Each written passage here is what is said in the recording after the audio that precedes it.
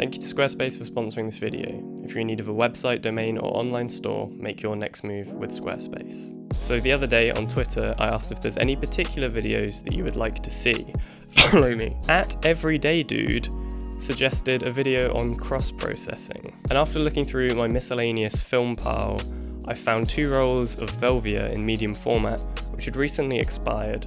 So I thought it was kind of destiny. If you don't know what cross-processing is, it's when you take one kind of film and develop it in the chemicals for another type of film. Most commonly, it's where you take E6 slide film and develop it using C41 colour negative chemicals. And this results with more wacky colours, really increased saturation, and of course a colour neg instead of a transparency. So the 2 main reasons why someone might do this are either because their lab doesn't develop E6 and it's their only choice, or because you're looking to have something that's really stylized and kind of stand out and be different. So it's been a bit of a fall from grace coming back from LA's perfect weather to the miserable UK. But for a couple of hours the other day, the rain did clear, so I headed out with a Mamiya 7 loaded with the Velvia to shoot the only subject which I had available, myself.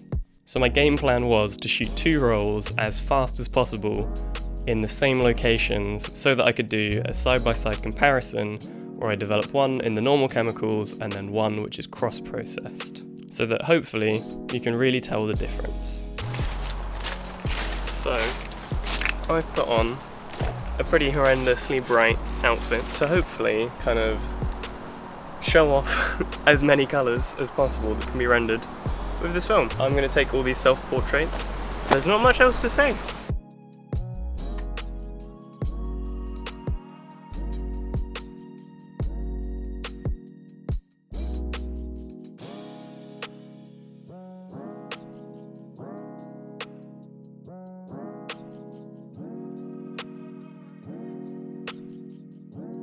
When I got my scans back from the lab, I eagerly downloaded them and instantly burned my retinas. It's quite intense. It's definitely got a look to it. And I think at first it's quite easy to hate on it and say it's too much or it looks stupid and it's just wrong.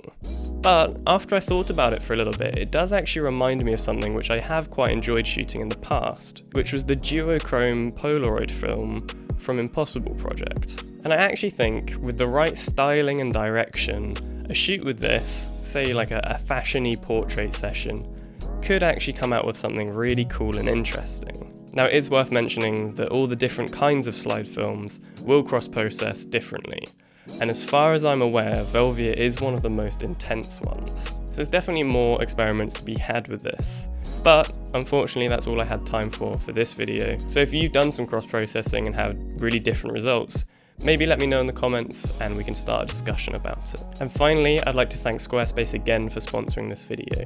If you're a photographer and you need a website to host all your photographs, Squarespace is an amazing option to do so. It's really easy to build a website of any kind, not just a photography portfolio. There's a bunch of different templates that all look really great, and I'm sure there's one that will have your style covered. One of the great things is that you don't need any prior experience building websites. It's really simple to use. It's really important to have a nice photography portfolio online so that people can see it and potentially book you for work. So it's definitely something that I would recommend doing. And what's great is that you can get 10% off your order if you sign up using the code negativefeedback. So, thank you very much for watching, and I'll see you again, hopefully, pretty soon.